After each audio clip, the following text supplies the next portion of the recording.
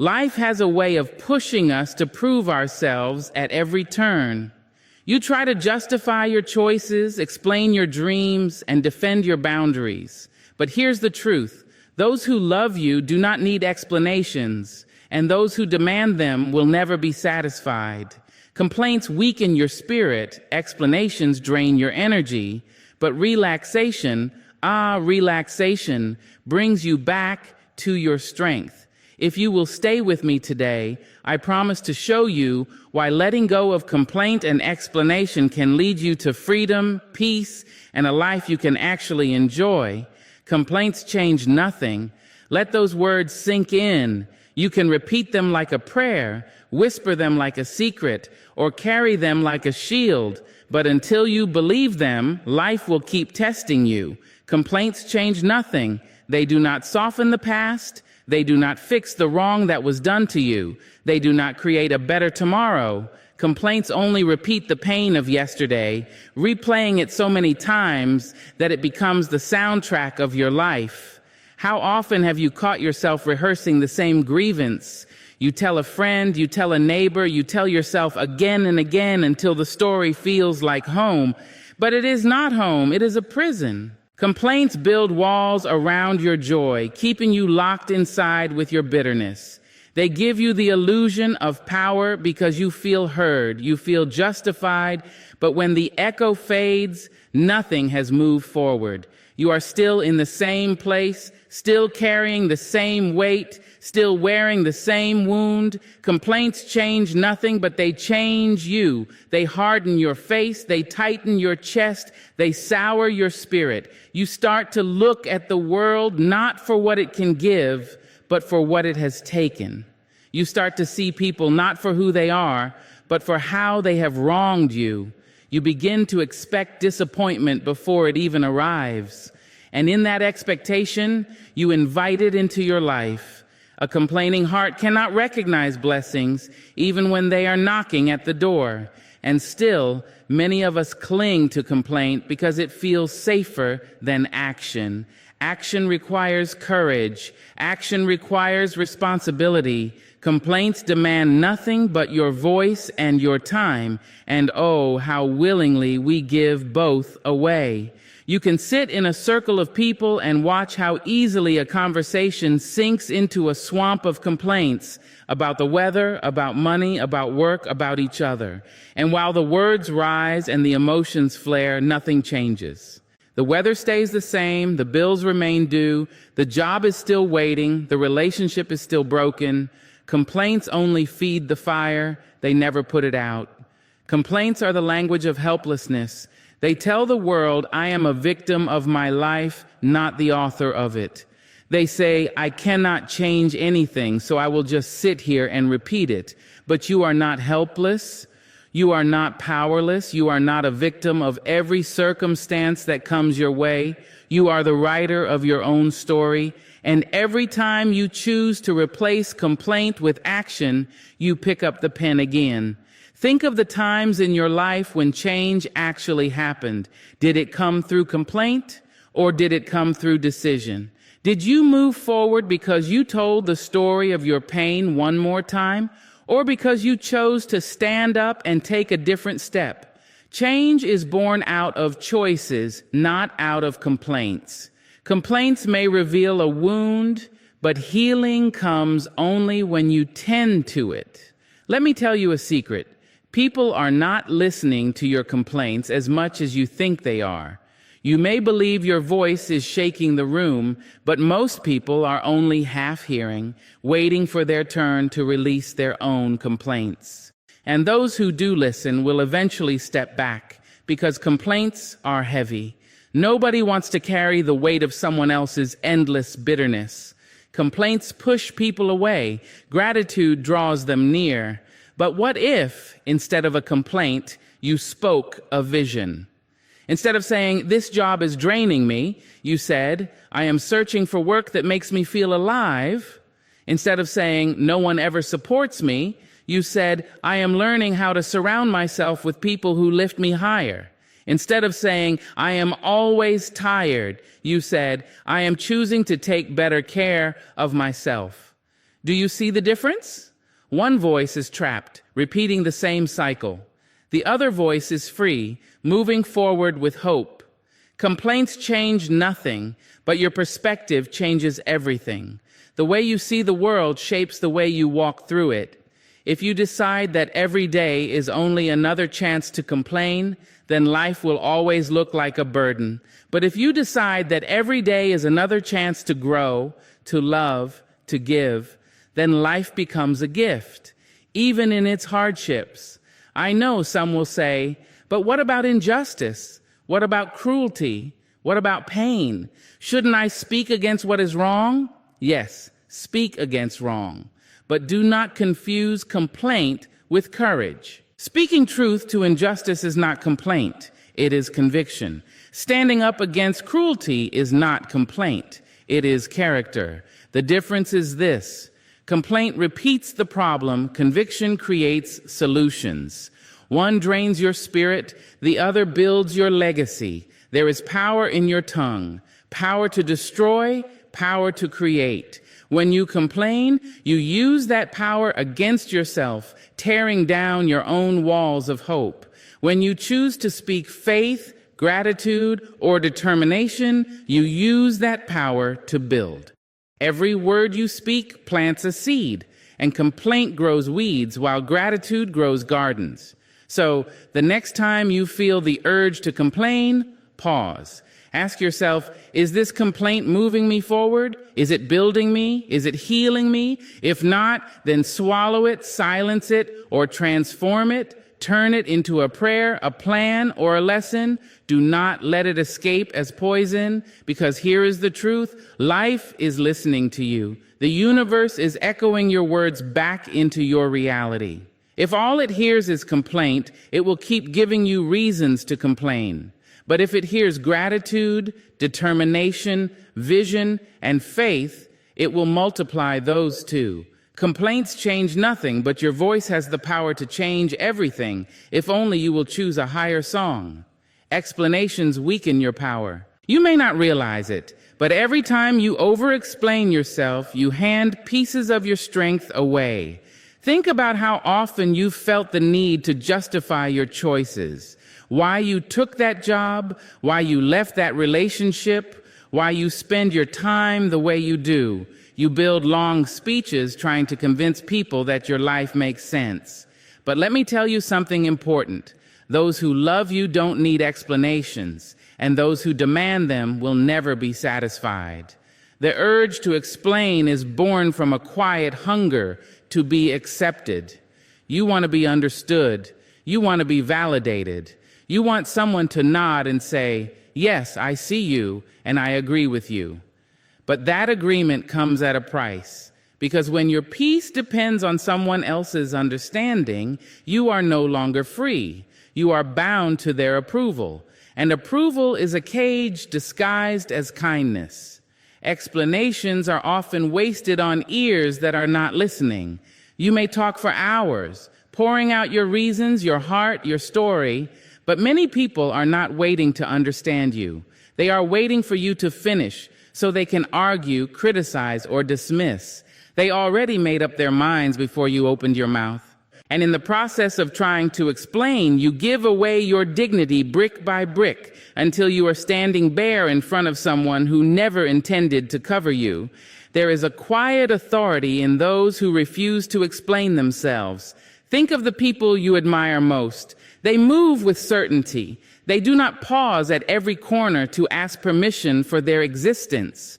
They do not write essays about why they chose a path or why they closed a door. Their life is their explanation. Their results, their peace, their growth, those are the proof. And you can live the same way. Explanations weaken your power because they turn your life into a courtroom. Imagine standing in front of invisible judges every day, trying to defend your choices, your emotions, your desires. This is why I did it. This is why I said it. This is why I left. This is why I stayed. And yet, no matter how persuasive your argument, the jury is never satisfied because it is not their role to validate your life. It is your role to live it. When you explain too much, You teach people to doubt you. You signal that your decisions are fragile, that your confidence is shaky, that you need their stamp of approval before you can walk forward. But when you stand firm, without over-explaining, you send a very different message. You tell the world, I know who I am. I know what I'm doing. I don't owe anyone an essay about my truth. That kind of quiet strength makes people pause. That kind of strength cannot be ignored. Let me give you an example. Imagine a person saying, I'm sorry I can't come tonight because I have this project, and I've been so tired, and I really want to, but I just can't, and maybe next time. Do you feel the weight of all those words? Now imagine the same person simply saying, thank you for inviting me, but I won't be able to make it. One voice is tangled, apologetic, drained. The other voice is clear, grounded, unshaken. Which one carries more power? Explanations often come from guilt. Guilt whispers that you owe people more than you can give. Guilt tells you that saying no without a full story is selfish.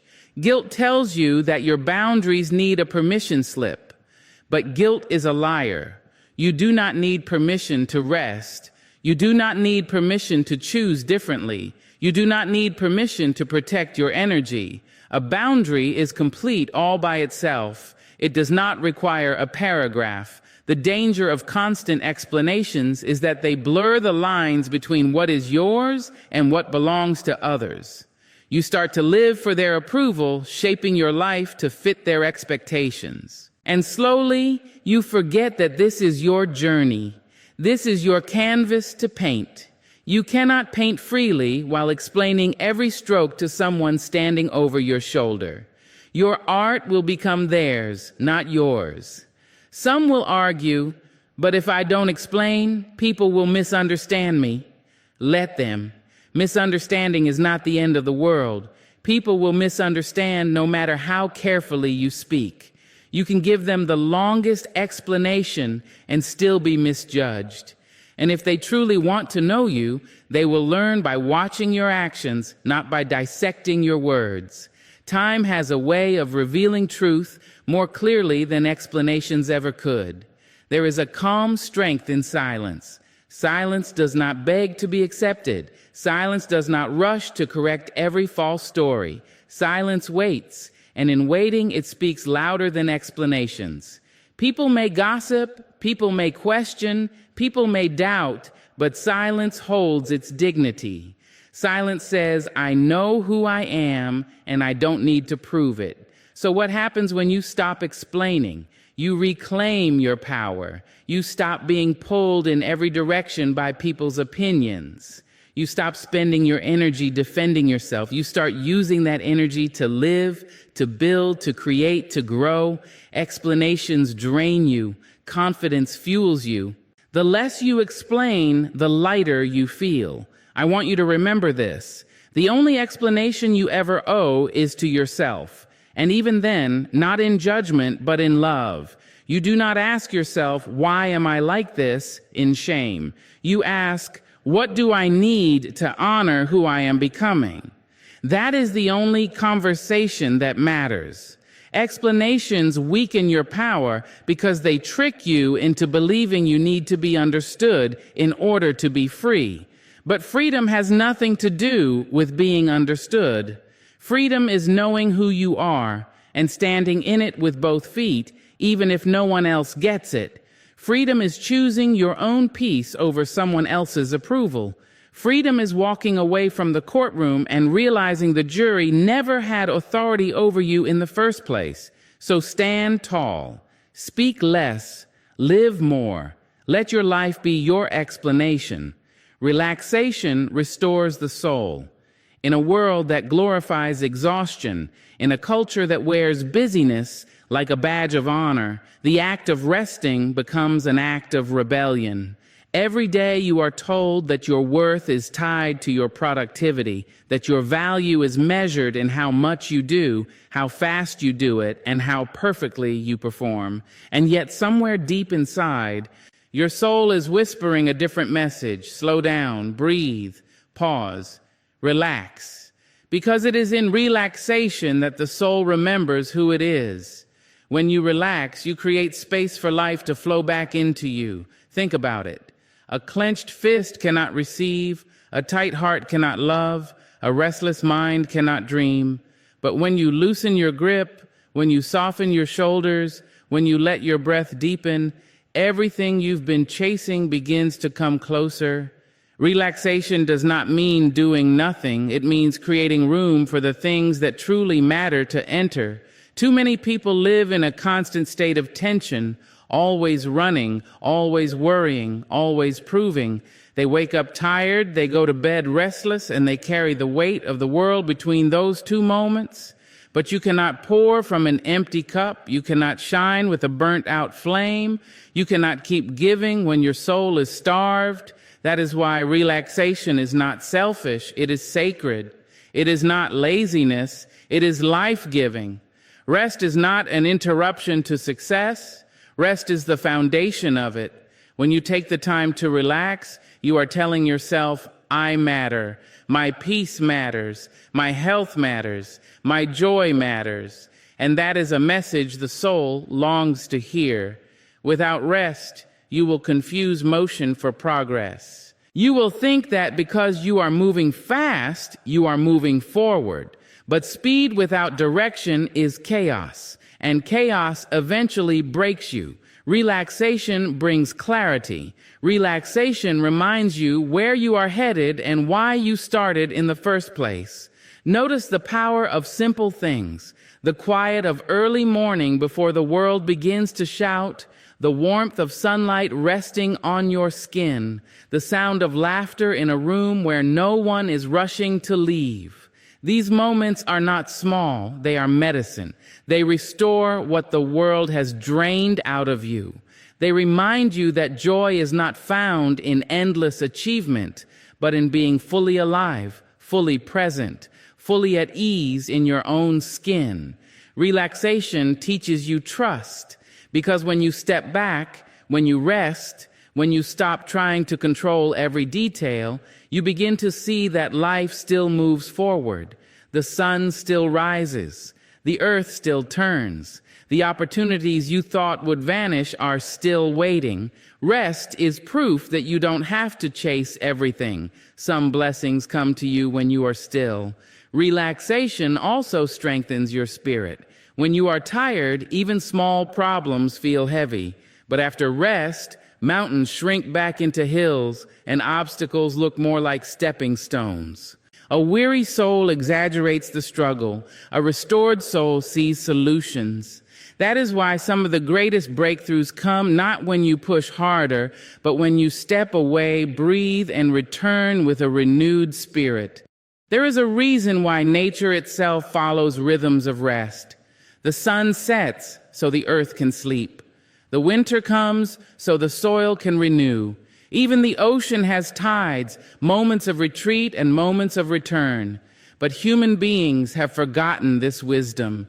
We push without pause. We demand without delay. We live as if burning out is a mark of greatness. But nature whispers the truth. Restoration is found in rest. Strength is found in stillness.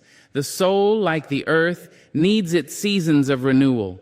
Ask yourself, when was the last time you truly relaxed? Not the kind of relaxation where your body is lying down, but your mind is racing through 1,000 unfinished tasks. I mean the kind where you exhale deeply, where time feels unhurried, where you are not performing for anyone or proving anything. That kind of relaxation is rare, but it is possible. And when you find it, your soul will thank you. Relaxation restores creativity. Have you noticed how your best ideas often arrive in the shower, on a walk, or in a quiet moment just before sleep? That is not coincidence. That is proof that inspiration comes when the mind is uncluttered. A restless mind is too noisy to hear new ideas. A relaxed mind becomes a vessel for brilliance. If you want to create, to solve, to dream, you must first learn how to rest.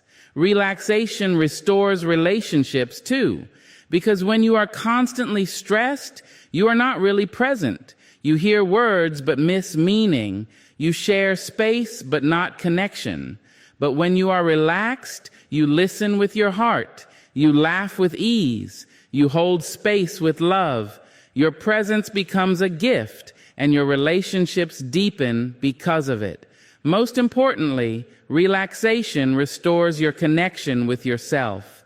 In the rush of life, you can forget who you are. You get lost in roles and responsibilities and endless demands. But in stillness, you meet yourself again. You remember your dreams, your values, your essence. You realize that you are more than what you do. You are a being, not just a doing.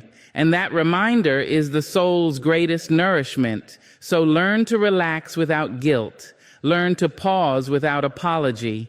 Let your body rest. Let your mind breathe. Let your spirit be free.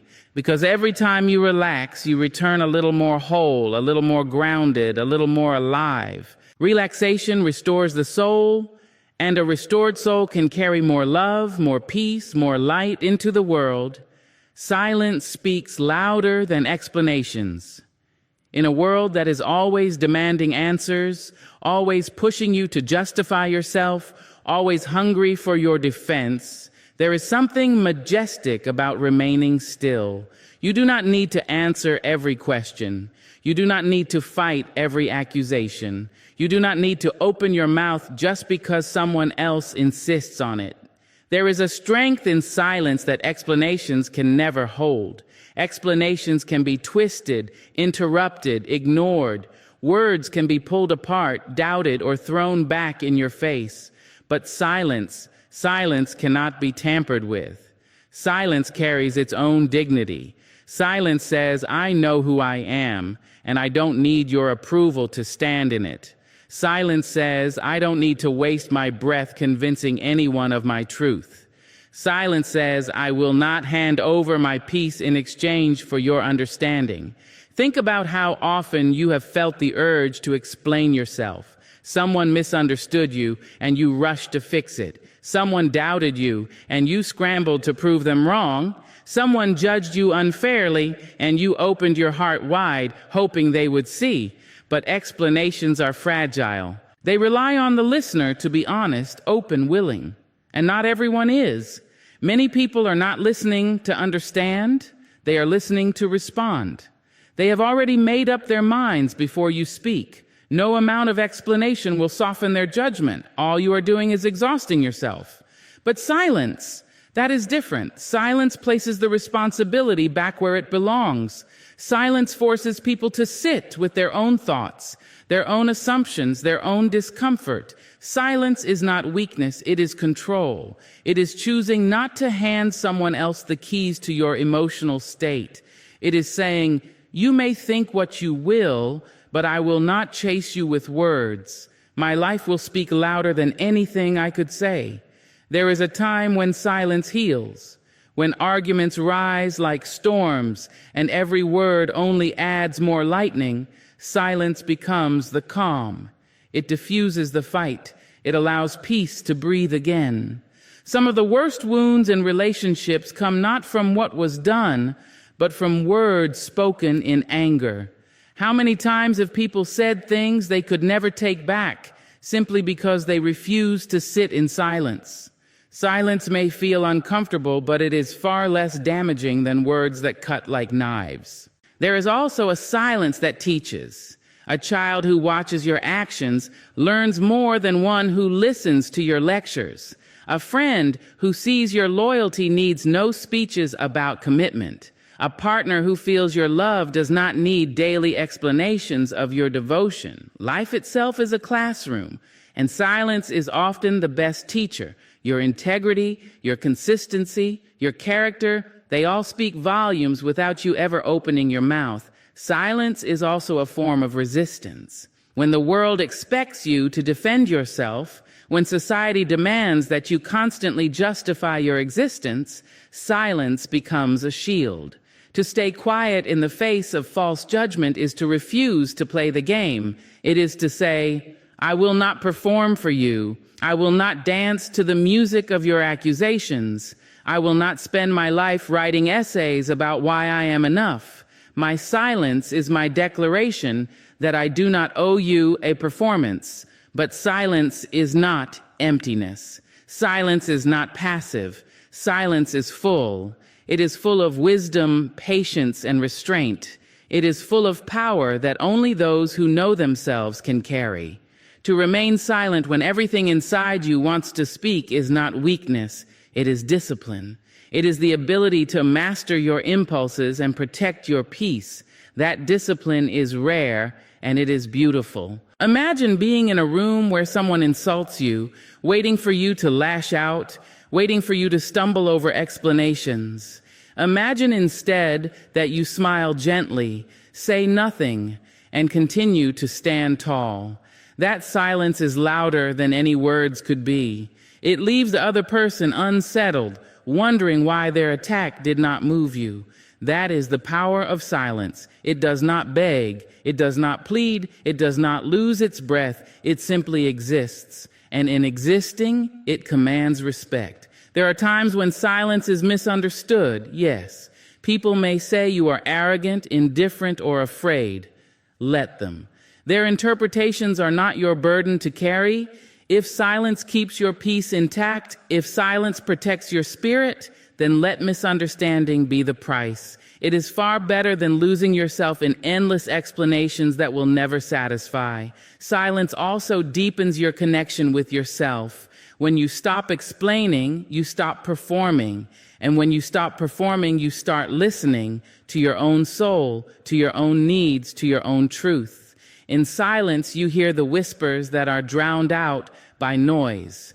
In silence, you discover what really matters to you, not what others expect of you. In silence, you remember that you are whole, even without the applause of others. Relax in the knowledge that silence is a language of its own. It is the language of presence, of calm, of unshakable strength. It is the language of people who know their worth and do not waste their words trying to prove it. There is no need to explain why you are walking your path. There is no need to defend why you protect your boundaries. There is no need to justify why you live as you do. Walk it, protect it, live it. That is enough. So the next time you feel the urge to explain yourself, pause. The next time someone demands a reason for your choices, breathe. The next time judgment tries to push words out of your mouth, choose silence. Because silence speaks louder than explanations, and it always will. Gratitude replaces complaint. These words carry a quiet but mighty power. Every moment of your life, you stand at a crossroads between the two. You can choose to focus on what is missing, what is broken, what is unfair, or you can choose to honor what is present, what is still standing, what is beautiful. Complaint is easy. It rolls off the tongue like water. Gratitude takes courage, discipline, and vision. Complaint is instinct. Gratitude is choice. But gratitude, unlike complaint, actually changes your life. Complaint will always keep you tied to your suffering. It is like a rope that pulls yesterday's pain into today's story. You complain about what happened and the wound reopens. You complain about what didn't happen and the disappointment deepens. And yet, nothing changes. Complaint is a prison disguised as conversation. It gives you something to talk about, but it robs you of joy. Gratitude, however, is freedom. It breaks chains you didn't even know were holding you. It shifts your perspective, lifts your spirit, and transforms your reality without changing a single circumstance. Gratitude does not require everything to be perfect.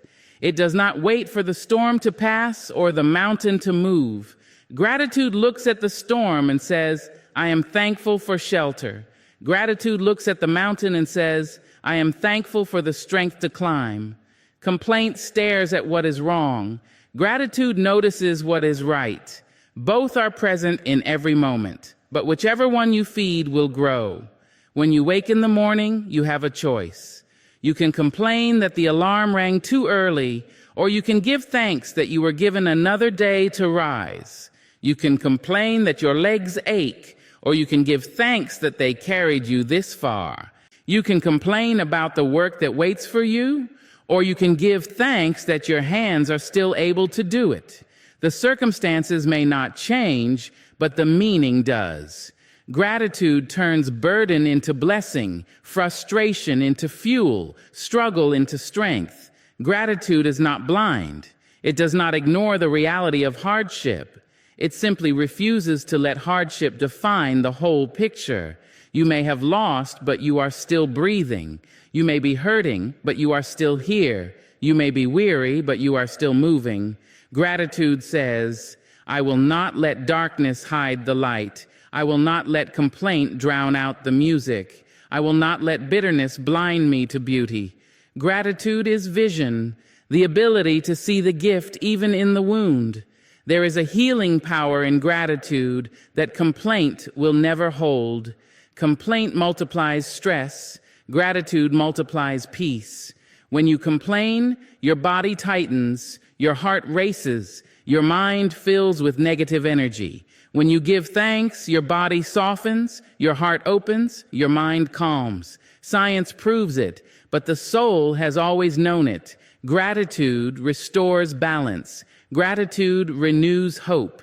Gratitude heals what complaint only deepens. Complaint pushes people away. Nobody wants to sit under a constant cloud of negativity. Complaint drains the room, makes laughter heavy, and steals the sweetness from togetherness.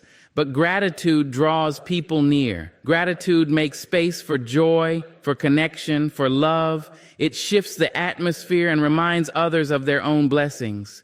Gratitude is contagious.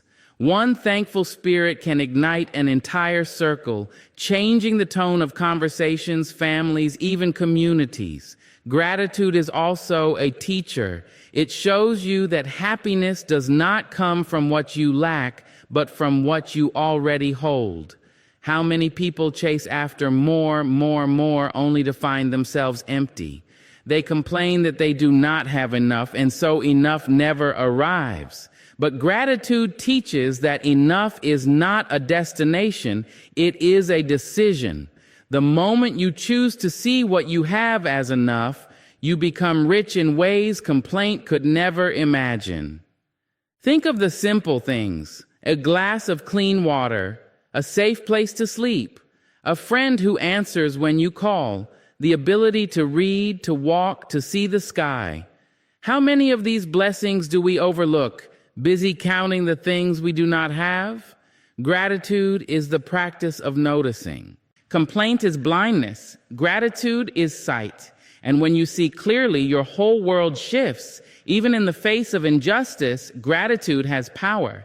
This does not mean you accept wrong or stop fighting for better. It means you do not let complaint consume your spirit while you work for change. You can hold gratitude for your strength, for your voice, for the progress already made, while still pressing toward justice. Complaint will drain your energy for the fight. Gratitude will sustain it.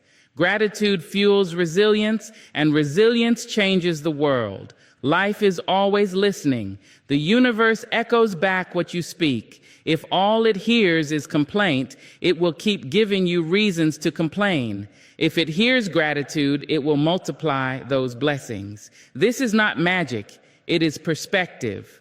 What you focus on expands. A complaining heart will always find misery. A grateful heart will always find joy. The world does not change, but your lens does, and through that lens, everything looks different. So imagine your life if instead of rehearsing your complaints, you began to rehearse your thanks. Imagine replacing every why me with thank you. Imagine ending each day not with a list of what went wrong, but with a list of what went right. How much lighter would you feel? How much more peace would you carry? How much more beauty would you notice in the ordinary? Gratitude replaces complaint because the two cannot live in the same space. One will always push the other out. If you feed complaint, gratitude will wither. If you feed gratitude, complaint will die. It is a daily choice, sometimes an hourly one, but it is always available to you. You may not control the storm, but you can choose your song. And gratitude will always sing louder than complaint. Boundaries don't need explanations. They are declarations of self-respect, not invitations for debate. When you set a boundary, you are not asking for permission, you are not pleading for understanding, and you are not delivering a lecture to convince someone of your worth. You are simply drawing a line that protects your peace, your energy, and your soul. A boundary is not cruelty. It is not rejection. It is clarity. It is love turned inward first, so that love outward can be healthy, honest, and real. Too often, people feel guilty for their boundaries. They believe they owe everyone a detailed reason, a justification wrapped in soft words to avoid offending anyone. But the truth is, boundaries do not require a defense. They are not weapons aimed at others. They are shields that guard your heart. Just as you lock your door at night without explaining why, you are allowed to close emotional doors without a speech. No one asks why you value your physical safety. The same respect must apply to your mental and emotional safety. Every time you explain your boundaries, you risk shrinking them. You begin to negotiate with people who were never entitled to your energy in the first place. You invite arguments, guilt-tripping, and manipulation from those who want access to you on their terms, not yours. Boundaries lose their power when they become discussions. They gain strength when they remain firm. You don't need to explain why you said no. You don't need to explain why you walked away. You don't need to explain why you need space. The decision is already enough. Boundaries are not walls. They are doors. A wall shuts everything out. A door simply determines who gets to enter and when. Without boundaries, you leave your door wide open. Anyone can walk in, rearrange your furniture, drain your energy, and disrupt your peace. With boundaries, you decide who may enter and how far they can go. This is not selfish, it is wisdom. You cannot pour from an empty cup, and without boundaries, your cup will always run dry. There will always be people who take offense at your boundaries. That is because they benefited from your lack of them. They liked the version of you who always said yes, who always made space, who always sacrificed. They will call you difficult. They will call you selfish. They will call you cold. But remember, the only people who dislike boundaries are those who wanted to control you without limits. Your peace will irritate those who profit from your chaos, and that is not your burden to carry. Boundaries are also a test of relationships. Healthy people will respect them. They may not always understand, but they will honor them. Unhealthy people will resist, argue, and push. They will try to make you feel guilty for choosing yourself, but guilt is not proof that you are wrong. It is proof that they cannot handle losing the access they once had. Stand firm. Boundaries teach others how to treat you. Without them, people will treat you according to their desires, not your dignity. Think of nature. The ocean has a boundary called the shore. The sun has a boundary called night. The body has boundaries called skin and bone. Without these, there is no order, only chaos. In the same way, your life needs lines that say, this is where I end and where you begin. This is what I allow, and this is what I do not. Boundaries are not unnatural. They are sacred. They mirror the order written into the universe itself. When you stop explaining your boundaries, you also stop apologizing for your existence. You stop carrying the weight of proving yourself to others. You begin to live from a place of quiet authority, rooted in your own worth. Your no becomes a complete sentence. Your silence becomes powerful. Your choices no longer bend under pressure. And that is freedom, the kind that allows you to be fully yourself without fear of rejection. Boundaries are an act of honesty. To say yes when you mean no is dishonesty. To smile while your soul screams is dishonesty. To sacrifice beyond your capacity and pretend it does not hurt is dishonesty. Boundaries allow you to live in truth. They give others the gift of the real you, not the you who is exhausted, resentful, or pretending. To set boundaries is to say, I love you enough to show up as myself, not as a shadow of myself. Sometimes the hardest person to set boundaries with is yourself. You must learn when to rest, when to say enough, when to stop carrying what is not yours to carry. Self-boundaries are just as vital as those with others. Without them, you run toward burnout, addiction, and emptiness. But when you honor your own limits, you discover balance. You learn that discipline is also a boundary, and it is the foundation of self-respect. Do not wait for people to validate your boundaries. Many never will. Do not wait for everyone to approve before you protect your peace. That approval will not come. You must decide that your soul is worth guarding whether or not anyone else understands. Boundaries are not for them, they are for you. They are not about control, they are about clarity. They are not about rejection, they are about direction. You are not shutting people out, you are keeping yourself whole. There is a strength that comes when you stop explaining. A deep calm enters when you realize you do not need to justify your right to peace. You can walk away without words. You can say no without a story. You can hold your ground without anger. Silence becomes your ally. It says more than any explanation could. It tells the world, I value myself enough to stand here without defense. Boundaries don't need explanations. They are the language of self-love spoken in action. They are the art of choosing peace over people-pleasing, clarity over chaos, and truth over performance. And when you live this way, you become a mirror for others, showing them that they too are allowed to draw lines, to honor their limits, and to protect their light. Your boundaries become not only your shield, but also your testimony that a life of dignity does not beg, it simply stands. Peace is found in letting go.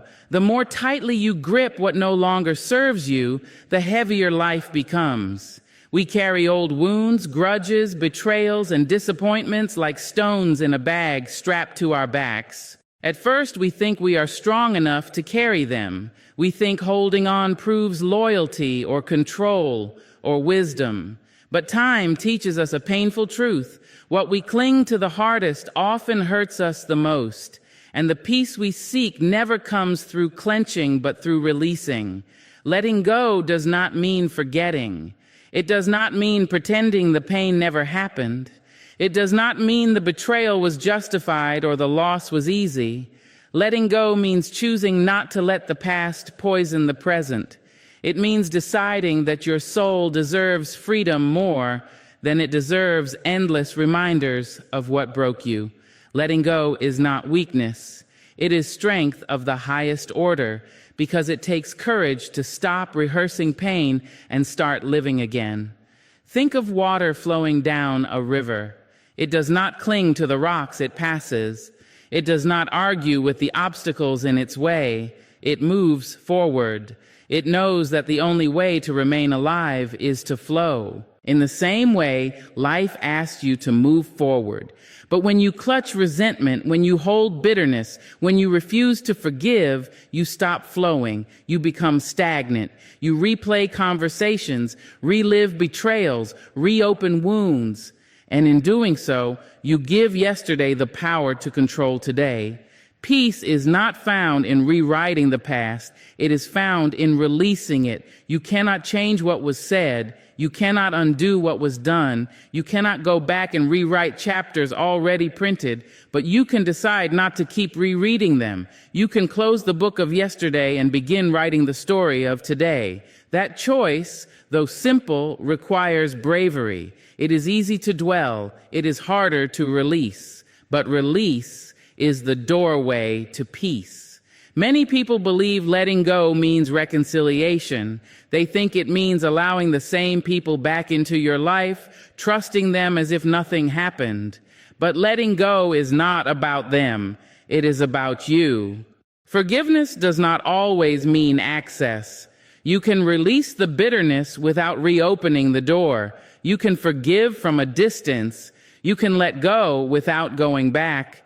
Peace does not ask you to abandon your wisdom.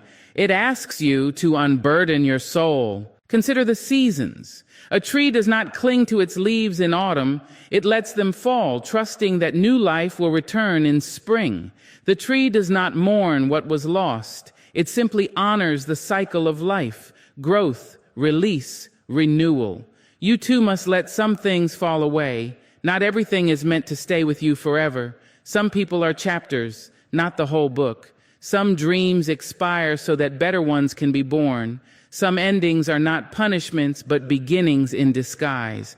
The reason letting go feels so hard is because it challenges the ego. The ego wants control. It wants to win. It wants to prove something. The ego says, if I let go, they will think they defeated me. But peace whispers, if you let go, no one can defeat you because nothing can touch you anymore.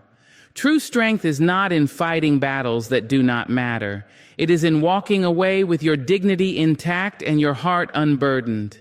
Sometimes we must let go of not only others, but also versions of ourselves.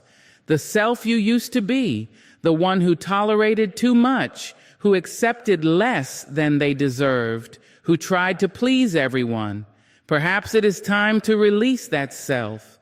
Every new season of life requires a new version of you. You cannot step into your future if you are dragging behind the weight of your old identity. Let go of who you were so you can meet who you are becoming. Letting go also means surrendering control of things you were never meant to carry. The opinions of others, the outcome of every situation, the need to be understood, the illusion of perfection. These are chains that keep your soul restless.